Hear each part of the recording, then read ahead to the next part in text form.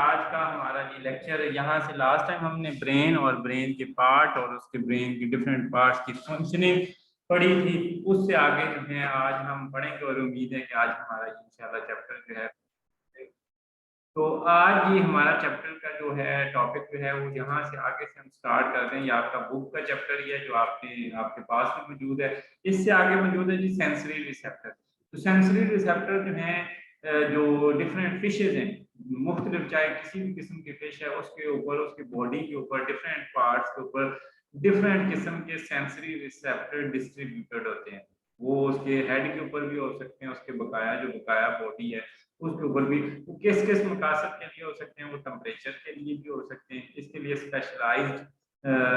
Receptor हो सकते हैं, स्मेल करने के लिए, देखने के लिए, सुनने के लिए, इक्विलिब्रियम के लिए, बैलेंस के लिए, और वाटर की मूवमेंट को सेंस करने के लिए कि वाटर कैसे मूवमेंट तेजी से कर रहा है, स्लो कर रहा है, किस सिमत में कर रहा है। उन सब को डिटेक्ट करने के लिए डिफरेंट टाइप्स के इसके अंदर जो है वो सेंसरी रिसेप्टर पाए जाते हैं। उसमें से सबसे पहले हम ऑल्फैक्टरी रिसेप्टर की, जो स्मेल की रिसेप्टर की बात करते हैं। तो हेड का, अगर फिश का ये सामने वाला पार्ट देखा जाए, सामने वाली साइड, तो सामने वाले साइड के ऊपर आपको दो नथने से इसके नजर आते हैं, नेजल से पार्ट नजर आते हैं, जिनको हम एक्सटर्नल लेयर्स का नाम देते हैं। क्या नाम देते हैं? एक्सटर्नल लेयर्स का नाम। ये आगे जो लेयर्स हैं, आगे फिर कई तरह की बेशुमार, ये आपको ये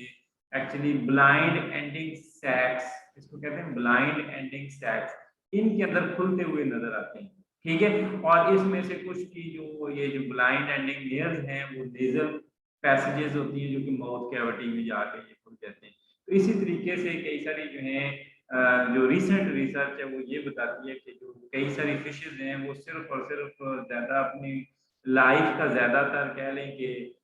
जो रिलाई करती हैं अपनी सेंस की स्मेल के ऊपर। जैसे हम सैल्मन की या लेम्प्रे की बात करें तो ये ऐसी फिशेज हैं कि ये क्या आपने मैंने बताया कि ये तो आम तौर पे रहती हैं ओशन में, रहती हैं सी वाटर में रहती हैं, मगर जब ये और बॉटम पे रहती हैं, मगर जब इन्होंने अंडे देने होते हैं, स्पैनिंग करनी होती है, तो स्पैनिंग करने के लिए ये फ्रेश वाटर के अंदर जाती हैं और स्पेशली जो शोर्स के करीब जाती हैं, वहां पे सबसे पहले नेस्ट बनाती हैं और नेस्ट बनाने के बाद वहां पे फिर अपने अंडे देती हैं। और अंडे देने के लिए उन्हें जो है वो कई कई 100 किलोमीटर का रास्ता तय करना पड़ता है। ठीक है, और वो सारा जो है, और फिर जब एक दफा अंडे दे के आती है, और वो आपको पता है कि जो लेम्प्रे आपने पढ़ा था पीछे कि उसके अंडे कई सालों तक जो है जमीन के अंदर ही दफन रहते हैं। ठीक है, वो अंडे जो है, अंडों से लार्वे निकलते हैं और लार्वे अपने आप को नीचे मड में इंसर्ट कर लेते हैं। ठीक है, और फिल्टर फीडिंग करते रहते हैं, और काफी सालों बाद फिर से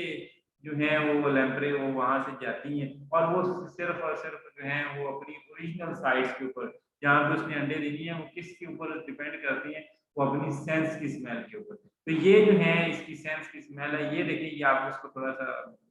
बड़ा करके दिखाया गया है कि ये लेयर्स है, और इससे आगे ये जहाँ पे ये नाली है, ये आगे कई तरह की ब्लाइंड सैक के अंदर घुसती हैं, और इसके में कई सारे बेशुमार रिसेप्टर्स होते हैं और इस तरीके से पाई जाते हैं। ये आप जो है ये आप देखिए इसके अंदर जो है ऑल फैक्ट्री, ये मैं आपको तस्वीर में भी दिखा देता हूँ। ये देखिए, गौर करेंगे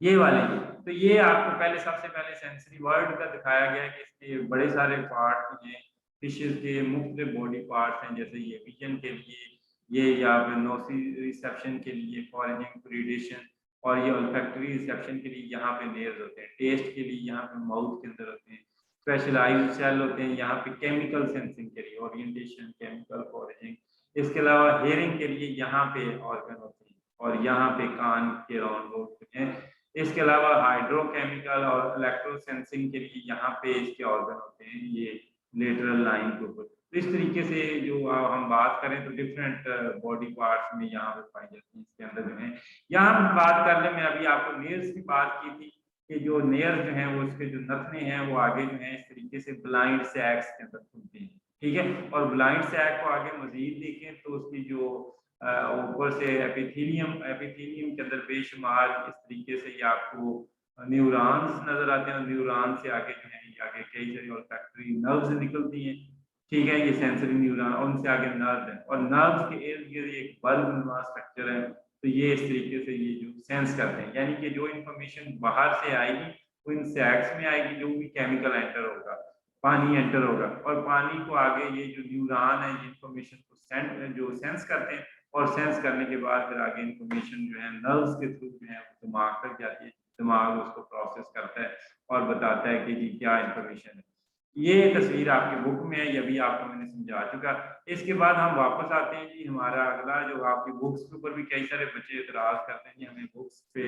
पढ़ाएं, हालांकि ये मैं समझता था कि ये ज्यादा बेहतर है तस्वीरों के साथ समझाना। इस तरीके से आइज पे आ जाए तो आइज जो है जिस तरीके से दूसरे वर्टिब्रेट की आइज होती है, इसी तरीके से इंसानों की भी आई, इसकी फिशेस की भी आई होती है। सिर्फ इसमें कुछ फर्क होते हैं कि इंसान की आइज में लिड होता है, इसकी आइज के अंदर लिड्स नहीं होते। ये जो आंखों के ऊपर एक पर्दानुमा स्ट्रक्चर होता है ना, वो नहीं होता इसके अलावा जो है इसके लेंसेज जो है वो राउंड होते हैं, वो आगे बल्जिंग नुमा नहीं होते जिस तरीके से इंसानों के अंदर होते हैं। इसके अलावा जो है इसे जब फोकस करना होता है, ज्यादा गौर से देखना होता है, तो हम क्या करते हैं कि हमें जो है लेंस की शेप चेंज होती है हमारी, जबकि यहाँ पे क्या होता है कि यहाँ पे आईज आगे पीछे मूव करती है, आईज के आगे पीछे मूव करने से इसका फोकस सही होता है, जबकि हमारी जो है वो आगे पीछे लेंस जो है हमारा फिक्स है इंसानों का, वो आगे पीछे मूव नहीं करता, उसमें सिर्फ ये होता है कि उसकी शेप चेंज हो जाती है,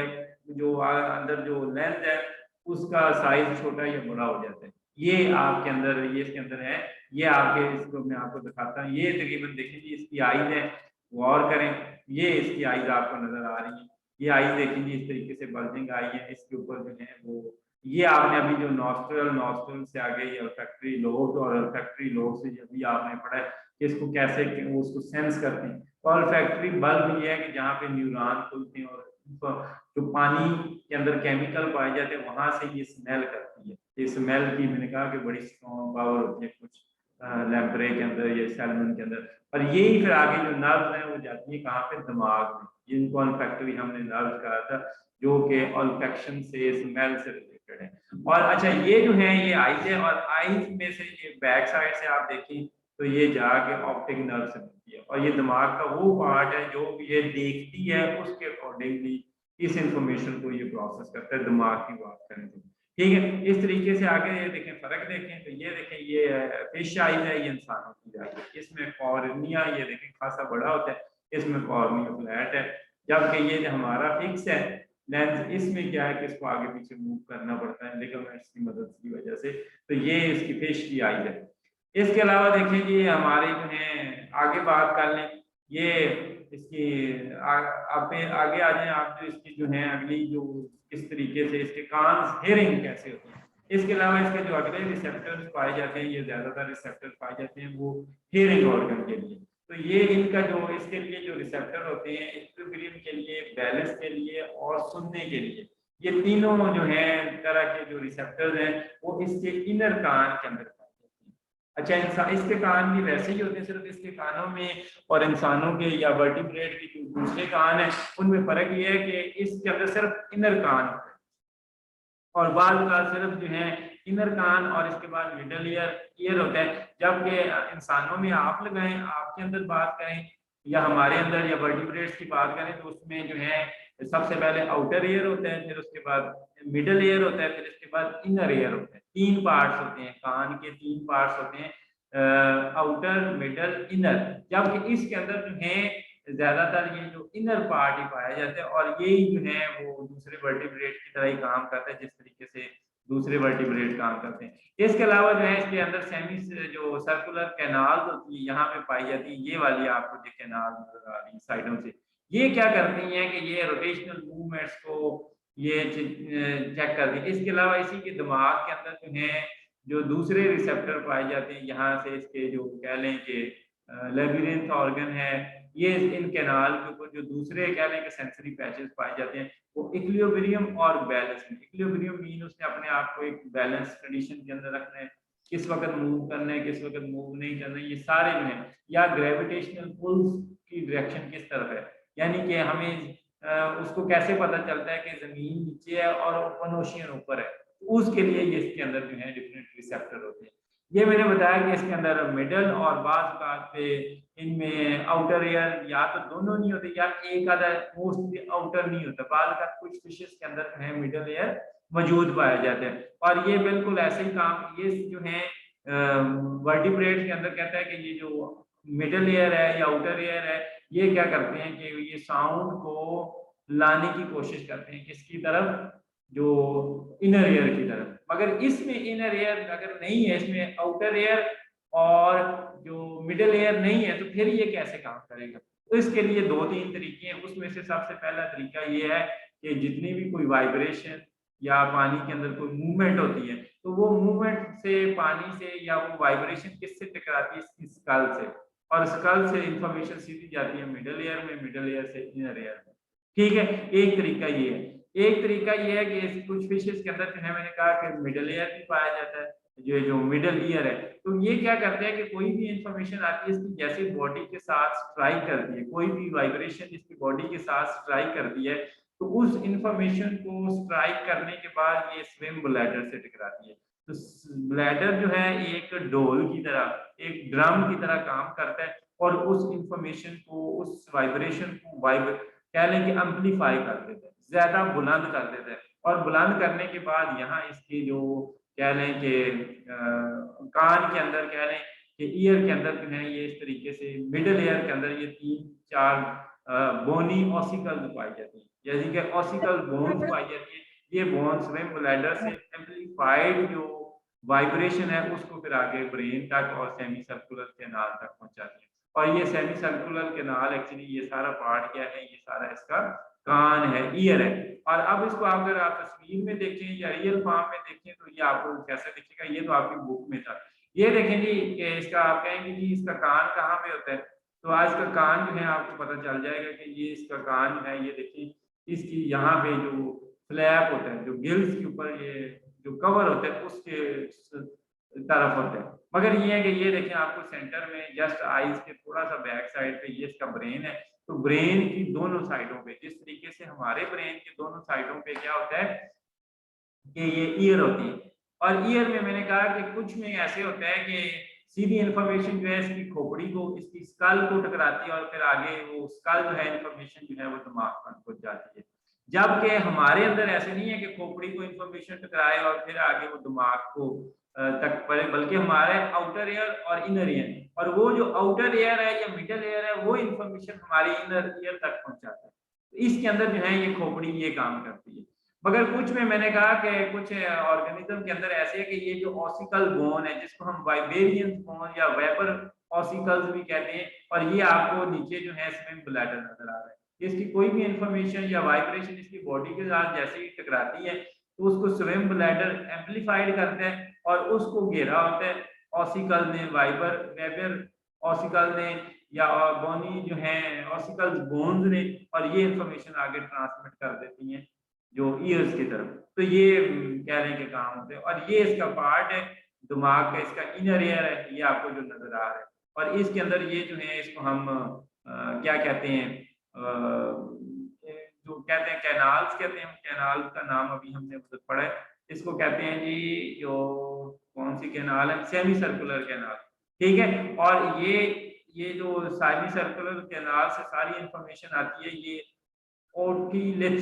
ओटोलिथ के अंदर, और ओटोलिथ से जो है आगे ये जो आप देखें ये न्यूरॉन्स, और न्यूरॉन से आगे नर्व्स निकलती हैं और ये सारे दिमाग को इंफॉर्मेशन पहुंच जाती है। तो ये मुख्तलिफ फिशेज के अंदर आपको मुख्तलिफ स्ट्रक्चर में नजर आएंगी। ये देखें लैम्प्रे में 2 सेमी सर्कुलर कैनाल होती हैं। ठीक है, और ये जो देखें इलास्मो ब्रांच, ये जो शार्क्स और बड़ी बड़ी फिशेज हैं इनके अंदर भी ये 2 ही होती हैं। मगर ये टेलियोस्ट के अंदर ये जो है इसके अंदर 3 सेमी सर्कुलर कैनाल हो जाती है, 1 2 3 हो जाती है। ठीक है, और ये आगे जो पार्ट है ओटोलिथ जो है जिससे आगे इंफॉर्मेशन दिमाग तक जाती है। तो ये इस तरीके से इसके अंदर इंफॉर्मेशन है। ये आपकी बुक के अंदर इंफॉर्मेशन थी जो अभी आपने देख ली। इसके बाद जो है और तरह के सेंसर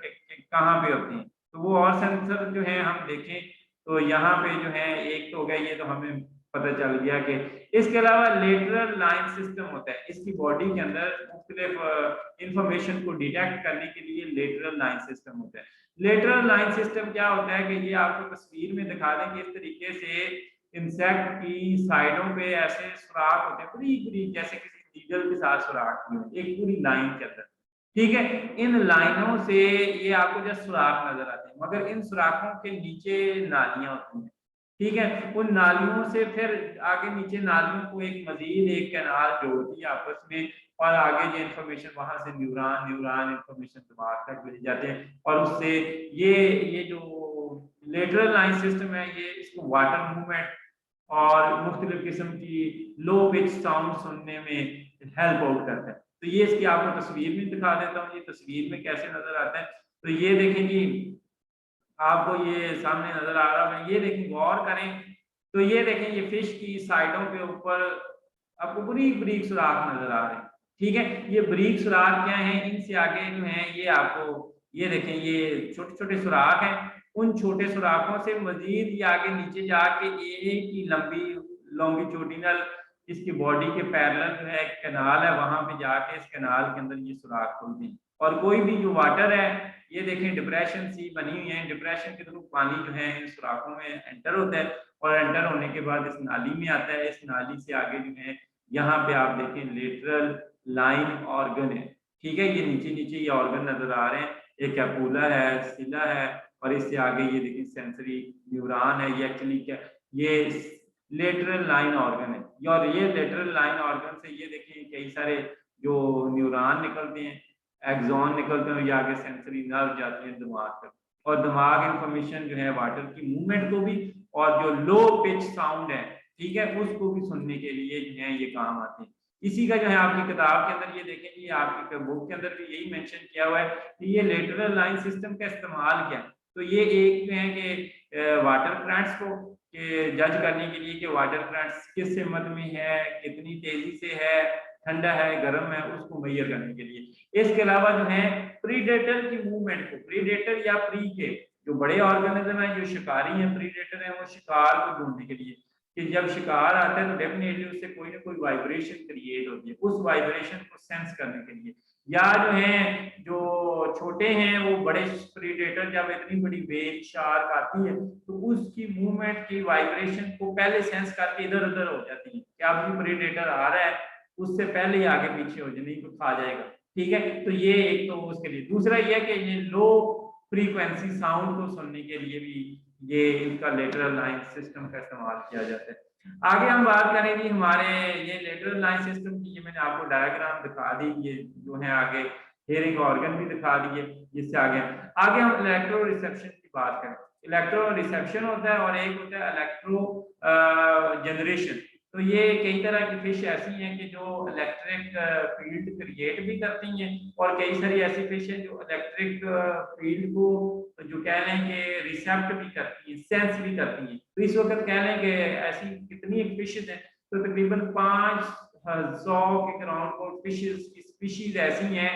जो कि मुख्तलिफ 7 डिफरेंट फैमिलीज से बिलोंग करती हैं। वो ये दोनों क्लासेस से कॉन्ड्रिच थाइस और ऑस्ट्रिच थाइस, ये दोनों क्लासेस से बिलोंग करती है। 500 के राउंड स्पीशी ऐसी हैं जो कि क्या करती हैं कि इलेक्ट्रिक ये आप ये हैरान होंगे कि ये इलेक्ट्रिक भी होती हैं कई सारी फिशेज, यानी कि वो थोड़ा सा करंट भी पैदा करती हैं। वो आगे चल के आपको एग्जांपल दिखाते हैं कि कौन सी फिशेज ऐसी हैं कि जो करंट भी पैदा करती हैं और कई सारी उस करंट को सेंस भी करती हैं। ठीक है, तो उसमें से सबसे पहले हम बात करेंगे ऐसी फिशेज हैं कौन कौन सी। ठीक है, तो ये ज्यादातर फिशेज जो हैं ये अपने इलेक्ट्रो रिसेप्शन मैकेनिज्म को प्रे को डिटेक्ट करने के लिए भी करती हैं, और बाद रात उसकी तरफ मूवमेंट करने के लिए भी। ठीक है, जो कि सेंस करती है ना, उसकी तरफ ओरिएंटेशन के लिए कि जो कोई भी चीज उसके सामने में आती है, कोई प्रे उसके सामने में आता है, उसको डिटेक्ट करने के लिए या अपने प्रीडेटर को डिटेक्ट करने के लिए। सबसे हम पहले बात करें कि इस तरह की खूबी किस तरह के ऑर्गेनिज्म में पाई जाती है। तो ये रेज और शार्क, ये रेज और शार्क्स हैं, ये मैं आपको तस्वीर भी दिखा दूं यहाँ पे। ये ऐसी हैं कि इनके अंदर ये इलेक्ट्रो रिसेप्टर पाए जाते हैं। इलेक्ट्रो रिसेप्टर किस फॉर्म में होते हैं, उनका नाम क्या होता है, उसको कहते हैं एम्पुले ऑफ लॉरेंजीनी। एम्पुले ऑफ लॉरेंजीनी ये क्या है, एक्चुअली इलेक्ट्रो रिसेप्टर है। ये शार्क के हेड के ऊपर पाए जाते हैं। इस तरह इसके पूरे हेड के ऊपर फैले हुए थे। ये देखें आपको बेशुमार एम्पूले ऑफ लॉरेंजीनी नजर आ रही है, ये इसके रिसेप्टर हैं। अगर एक का आप क्रॉस सेक्शन करके देखें तो इस तरह की नाली होती है, ठीक है। ये आपको नाली जेली फील्ड नाली और जेली फील्ड नाली के नीचे ये आपको एम्पूला ऑफ लॉरेंजीनी नजर आता है। उससे आगे नर्व जाती है, नर्व जो है आगे दिमाग को जाती है, दिमाग जो है वो आगे सेंस करके बताता है कि ये कैसी है, कितनी है,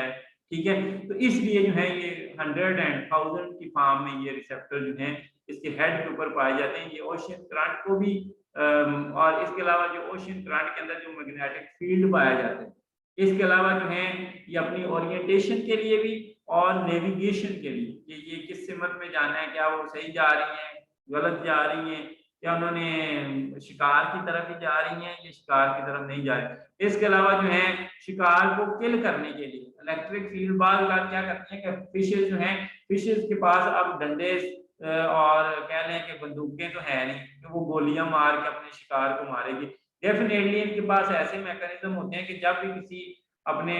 प्रे को पकड़ती हैं तो उसको सही झटके देती हैं। झटके मीन कि बिजली की तेजी की तरह, चाहे वो इंसान ही क्यों ना हो, इतनी तेजी के साथ उस करंट के थ्रू जो है एक इलेक्ट्रिक शॉक सा पैदा करती हैं। उस शॉक के थ्रू जो है उसका जो है प्रे जो है वो किल हो जाता है, ठीक है। तो इसके अलावा जो है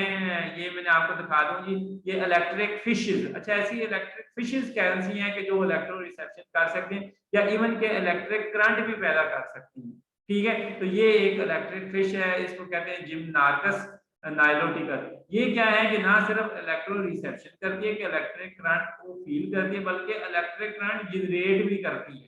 ठीक है। ये एक इलेक्ट्रिक फिश है जो कि साउथ अफ्रीका के अंदर रहती है, अफ्रीका के जो कह लें कि फ्रेश वाटर के अंदर पाई जाती है। तो इसके मसल जो हैं, कह लें कि इसके जो मसल होते हैं ना इसके कार्डल फिन के करीब, वो मॉडिफाइड हुए होते हैं ऐसे ऑर्गन के अंदर जो कंटिन्यूस इलेक्ट्रिक डिस्चार्ज करती हैं,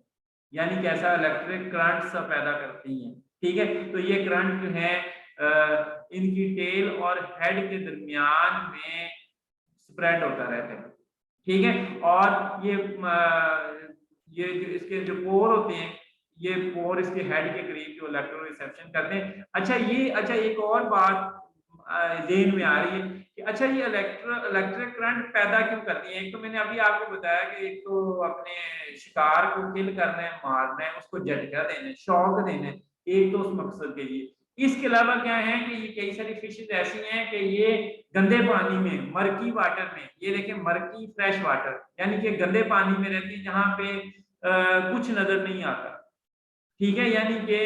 ऐसी फिशेज हैं जैसे ईल की आगे बात आएगी, इलेक्ट्रिक ईल है, वो क्या करती है कि गंदे पानी में रहती है और गंदा पानी इतना गंदा है कि वहां पे मिट्टी के अलावा कुछ नजर नहीं आता। तो इसलिए क्या करती है ये इलेक्ट्रिक एक अपने इर्द गिर्द, अपनी बॉडी की इर्द गिर्द इलेक्ट्रिक फील्ड क्रिएट करती है। और इलेक्ट्रिक फील्ड क्रिएट होने से इनके करीब जो पाए जाने वाला शिकार है, प्रे है या कोई प्रीडेटर है, उसको सेंस कर लेती है इस इलेक्ट्रिक फील्ड के थ्रू। तो ये इसका इस्तेमाल है। इसके अलावा मैंने कहा ये शिकार को किल करने के लिए भी ये पहले बात होगी। इसके अलावा हम बात करें इलेक्ट्रिक ईल और इलेक्ट्रिक रेज पाई जाती है, ये मैं आपको दिखाता भी हूँ। ये बड़ी खतरनाक होती है और कह लें कि इनको तस्वीरों में आप जो टीवी पे बात करें तो इनको रिवर मॉन्स्टर या ओशियन मॉन्स्टर के नामों से याद किया जाता है। ये मैंने आपको पहले दिखा दी तस्वीर, ये इसकी जो ये जो इलेक्ट्रिक करंट वाली रिसेप्शन वाली, ये देखिए शार्क की बॉडी के ऊपर ये 100 एंड 1000 की में। और अगर एक का आगे आप क्रॉस सेक्शन करके देखें तो ये नर्व से आगे ये सेंसरी सेल, ये पोर है, ये सरफेस के ऊपर पोर एपिडर्मिस के अंदर, उससे आगे ये जेली फील्ड एक कैनाल होती है, कैनाल के आगे ये सेंसरी सेल से आगे नर्व निकल के दिमाग तक जाती है, ये इसके अंदर है। ये देखें इसके जो कैनाल होती है या वो जो ऑर्गन है, एम्पूला ऑर्गन है, ये दो शक्लों में पाए जाते हैं। या इस तरीके से कैनाल में होता है कि इसके पोर होते हैं, सुराख होते हैं जिसमें से जो करंट जो है वो इस कैनाल के अंदर इसको प्रेस करता है तो ये आगे न्यूरॉन या रिसेप्टर सेल उसको फील करते हैं। या यहाँ पे जो एपिडर्मिस है वो कंटिन्यूस होती है, इसको जब वाइब्रेशन इससे टच करती है तो ये आगे इंफॉर्मेशन जो है ये रिसेप्टर सेल तक पहुंचाती है। तो ये इसकी देखें, ये तस्वीर एक और दिखाई गई है, ये स्किन है, स्किन के ऊपर ये कोर है, कोर से आगे कैनाल, कैनाल से आगे ये एम्पूला जो कि हियरिंग ऑर्गन है या इलेक्ट्रिक करंट को सेंस करने वाला है, और उससे आगे ये यहाँ पे रिसेप्टर सेल्स हैं और रिसेप्टर सेल्स नर्व के थ्रू इंफॉर्मेशन जो है ब्रेन तक पहुंच जाती है। इस तरीके से ये जो है अभी इलेक्ट्रो जनरेशन की मैंने बात की जिम्नार्कस की तरफ, तो ये जिम्नार्कस जो है नाइलोटिकस, ये मैंने कहा कि गंदे पानी में रहती है, जहाँ पे नजर नहीं आता और आंखों का इतना रोल नहीं रहता, तो वहां पे क्या करती है कि ये इलेक्ट्रिक करंट इसके टेल और हेड के दरमियान में ऐसे सर्कुलेट करता रहता है। ये देखिए पॉजिटिव और नेगेटिव, और इस तरीके से ये अपने अपने बॉडी के इर्द गिर्द एक इलेक्ट्रिक फील्ड सा क्रिएट की रखती है, जिससे इसे उस गंदे पानी के अंदर पाए जाने वाले शिकार के बारे में पता लगता है कि जब भी कोई आगे शिकार आएगा तो इसे जो फील होगा कि नहीं ये इसका जो इलेक्ट्रिक फील्ड है वो डिस्टर्ब हो रहा है, इस तरीके से वाइब्रेशन क्रिएट होगी, तो जिससे आगे वो दिमाग को इन्फॉर्मेशन जाएगी और आगे दिमाग जो है वो उसको प्रोसेस करके बताएगा कि अटैक करना है कि नहीं करना है। ये देखेंगे ये डिफरेंट जो है जो फिशेस का बताया गया है, ये वेव फिश इस फार्म में वो इलेक्ट्रिक करंट क्रिएट करती है, या अमेरिकन जिम्नोटिफॉर्मिस ये इस तरीके से है, जिम्नोटस, ये मुख्तलिफ स्पीशीज का दिखाया गया है कि वो कैसे इलेक्ट्रिक करंट क्रिएट। ये अभी हम बात कर रहे थे इलेक्ट्रिक ईल की, तो ये इलेक्ट्रिक ईल इतनी खतरनाक है इवन के बंदा भी इसे मिल जाए ना, ये अमेज़न के अंदर, अमेज़न रिवर के अंदर पाई जाती है, ये बड़ी खतरनाक किस्म की है, ये 6 से 7 फुट तक भी लंबी होती है, ठीक है, और इसमें जो है बड़े सारे जो हैं ये भी इलेक्ट्रिक करंट को रिड्यूस करती है, और इसके जो है लंबाई 8 फुट तक, और ये अपने इसके शिकार आमतौर पर कौन से होते हैं, फिश, फ्रॉग और दूसरे जो हैं क्या लें, अच्छा ये करंट कितना प्रोड्यूस करती है, तकरीबन 650 वोल्ट का, 650 वोल्ट का एक बड़ा कह लें कि हाई किस्म का इलेक्ट्रिक डिस्चार्ज होता है। इवन कि आप देखें 220 वोल्ट का डिस्चार्ज आपके ये जो घर में होता है या आपके जो बोर्ड के अंदर, तो 220 को हाथ लगा के देखें ना कैसे जान निकाल देगा आपकी, तो ये 600 वोल्ट तो आपको भी मार सकता है, ठीक है, तो इसलिए जो है ये बड़ा होता है। ये देखिए एक बंदे ने इसका एक एक्सपेरिमेंट कर रहा है कि ये देखिए इसको बाइट करवा के देख रहे हैं कि ये कितना करंट प्रोड्यूस करते हैं, तो ये देखें, मगर ये एक क्या लें कि इसने ये सिर्फ ये नहीं है कि इसने अपने आप को बाइट करा है, बल्कि इसने आगे वो इलेक्ट्रिक डिस्चार्ज का हिसाब लगाया हुआ है कि वो इलेक्ट्रिक करंट सीधा इसके बॉडी में ना मूव करे सारा, बल्कि आगे वो जो मीटर है उसके थ्रू भी रीडिंग भी ले, तो इससे पता चलता है कि ये बड़ा हाई और क्या लें फील कर दी। इसके अलावा ये इलेक्ट्रिक रेज हैं,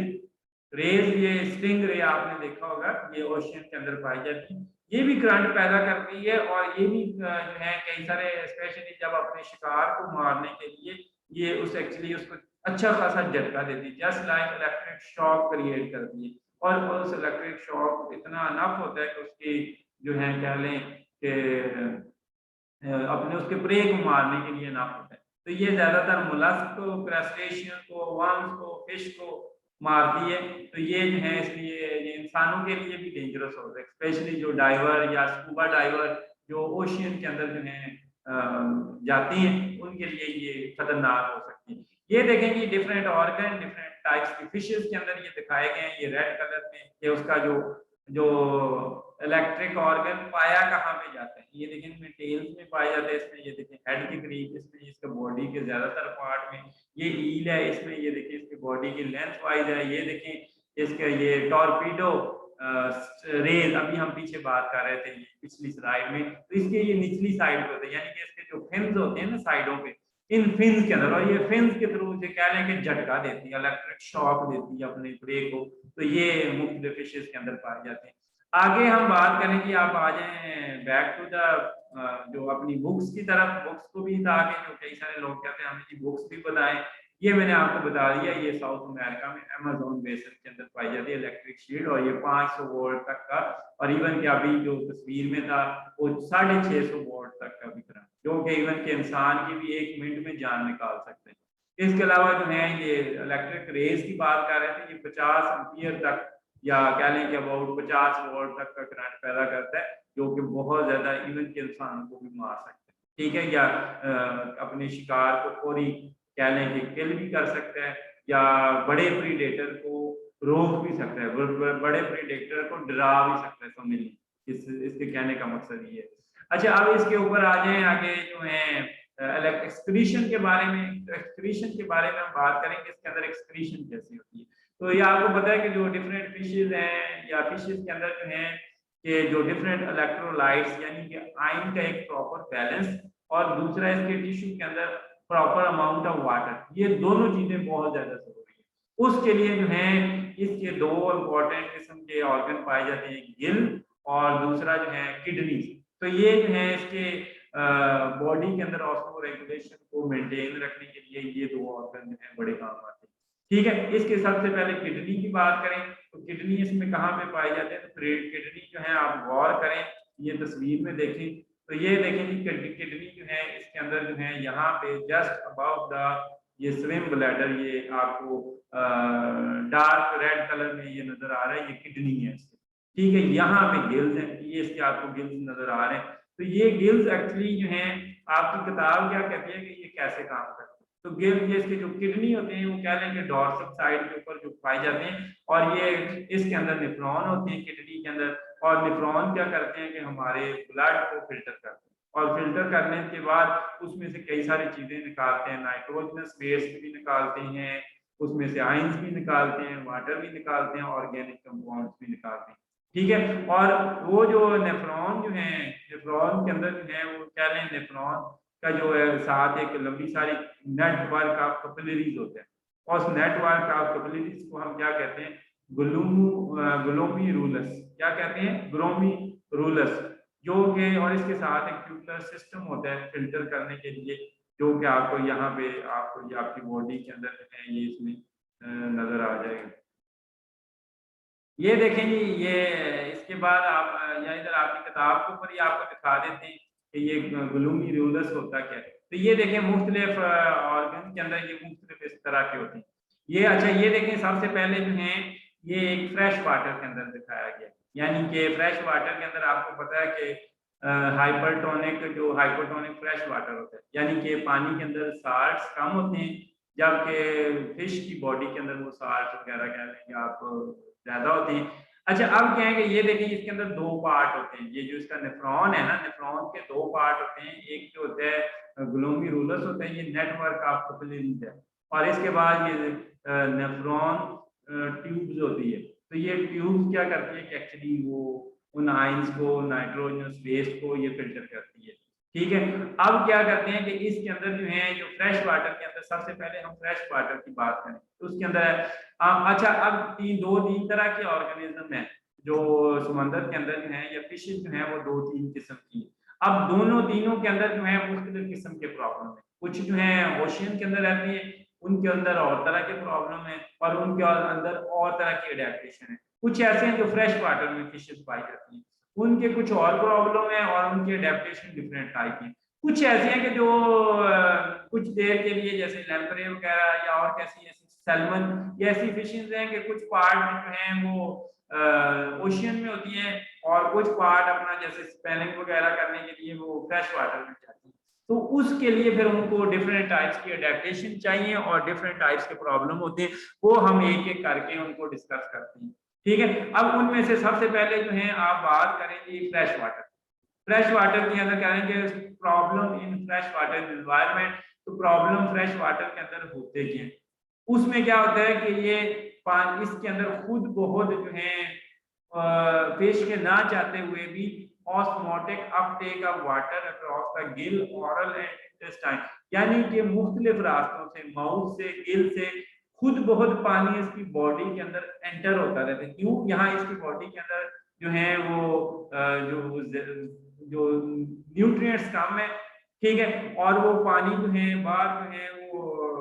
हाइपोटोनिक फॉर्म में है, और अंदर जो है इसकी बॉडी के अंदर जो सेल्स है, सेल सॉल्यूशन है वो हाइपरटोनिक है। तो फ्रॉम जो है उस कंसंट्रेशन की वजह से जो है पानी खुद ब खुद इसकी बॉडी के अंदर एंटर होता रहता है, ये इसके लिए एक प्रॉब्लम है। दूसरा ये है कि पानी कंटिन्यूसली इसकी बॉडी के अंदर एंटर हो रहा है और बाहर निकल रहा है। जब बाहर कंटिन्यूसली निकल रहा है ज्यादा, उसके साथ कई तरह के जो एसेंशियल आयंस होते हैं उनका भी लॉस हो जाता है, यानी कि वो भी निकल जाते हैं, या तो एक्सक्रीशन के थ्रू निकल जाते हैं, या जब ये फीसिस करता है अपना जो वेस्ट मटेरियल बाहर निकालता है उसके थ्रू निकल जाते हैं। अब ये याद कीजिएगा कि दो प्रॉब्लम है कि पानी ज्यादा आ रहा है बॉडी में, और साल्ट नहीं आ रहे, आयंस नहीं आ रहे, जो एसेंशियल आयन है बल्कि वो निकल रहे हैं बॉडी से। अब उसके लिए जो है इसके अंदर जो है जो फ्रेश वाटर के जो अंदर फिशेस पाई जाती हैं उनके अंदर क्या अडेप्टेशन है या उसके अंदर फिशेस ने क्या सोल्यूशन निकाला हुआ है। उसमें से सबसे पहले ये पानी नहीं पीती,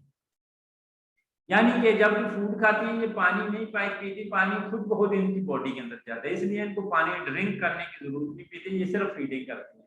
इसके अलावा जो है ये जो नेफ्रॉन्स हैं, नेफ्रॉन्स की हमने बात की, इसके अंदर शॉर्ट ट्यूबुलर सिस्टम होता है, यानी कि ये जो ग्लोमेरुलस है ना, ग्लोमेरुलस ये बड़ा सारा होता है, यानी कि ये जो नेटवर्क है कैपिलरीज का जो कि उस वेस्ट मटेरियल को या आयंस को अब्सॉर्ब करते हैं, ये काफी ज्यादा होता है।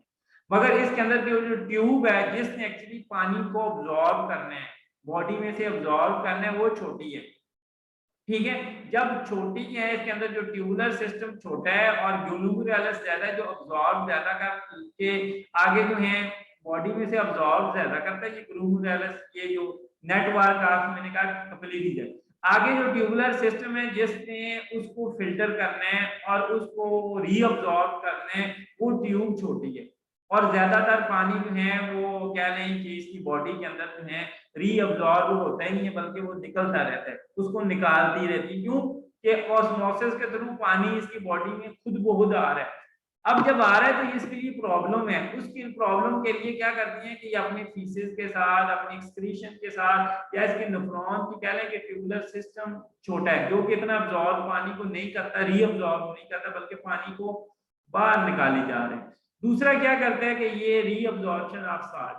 के साल्ट इसकी बॉडी के अंदर आपको पता है कम होती है, फ्रेश वाटर है, फ्रेश वाटर के अंदर नमकियात, सॉल्ट्स, ये कम चीजें होती है। इसके लिए ये जो सिस्टम है फिल्ट्रेशन का, ये जो सिस्टम था इसके अंदर ये पानी को इतना रीअब्सॉर्ब नहीं करते बल्कि जो आयन हैं या ऑर्गेनिक कंपाउंड हैं उसको बार बार ये रीअब्सॉर्ब करती रहती है ताकि ये बॉडी से बाहर ज्यादा ना जाए, ज्यादा जाएंगे तो फिर मसला होगा। ठीक है, जबकि पानी को ये कम एब्जॉर्ब करते हैं क्योंकि पानी खुद को खुद ऑस्मोसिस के थ्रू है वो बॉडी के अंदर आ रहा है। ये देखें जी एक्टिव ट्रांस, ये आपको तस्वीर में भी नजर आ जाएगा, तस्वीर में समझाता हूँ। इसके अलावा इसका यूरिन जो है वो डिल्यूट होता है। यूरिन का मतलब जो जितने भी जब वेस्ट मटेरियल निकालते हैं ना उसके साथ मोस्टली पानी निकालते हैं और पानी निकालने से क्या होता है कि ये सारा पानी निकल जाता है और साल्ट किसी हद तक इसको री अब्जॉर्ब या री कह लें कि अब्जॉर्प्शन करते रहते हैं क्योंकि साल्ट्स हमें हमारी इस फ्रेश वाटर के अंदर चाहिए। इसके अलावा active absorption of ion through the Gill. इसके अलावा ये आपको तस्वीर में नजर आ रहा होगा, ये देखें ये ब्लैक कलर में ये जो डार्ट है या एरो नजर आ रहा है, ये क्या कर रहे हैं कि ये गिल्स के थ्रू एक्टिवली ये आयंस को अब्जॉर्ब करते रहते हैं। जब भी ब्लड आता है ना यहाँ पे और उस ब्लड के अंदर जो है कई सारे आयन गिल सरफेस से उसके अंदर अब्जॉर्ब होते रहते हैं। एक तरीका इसके अंदर अडेप्टेशन का ये है और साल्ट्स डिफ्यूजन के प्रोसेस के थ्रू बाहर भी निकलता रहता है मगर ये एक्टिवली उसको ट्रांसपोर्ट करते रहते हैं अपनी बॉडी के अंदर जो है उसको लेते भी रहते हैं थ्रू गिल्स के थ्रू। इसके अलावा ये ऐसे फूड खाते हैं यानी कि ऐसी चीजें खाते हैं जिसके अंदर साल्ट पाई जाए। तो ये 6-7 किस्म के अडेप्टेशन हैं इन दो प्रॉब्लम को सॉल्व करने के लिए, यानी कि ज्यादा पानी की ज्यादती को और नमकियात की कमी को करने के लिए। तो इसको ये दो प्रॉब्लम थे उसके लिए इसके अंदर ये वाली अडेप्टेशन, ये 6 किस्म की अडेप्टेशन पाई जाती है। अब यहाँ तक कोई क्वेश्चन है तो ठीक है, नहीं तो इससे आगे मैं फिर लेक्चर जो है ये आज इसको खत्म करना है, ये मैं आपको करके रिकॉर्ड करके सेंड कर देता हूँ आज की तारीख में। अगर आपकी क्लास फारग है तो वो बता दें तो वो आपको क्लास ले देते हैं, नहीं तो फिर हम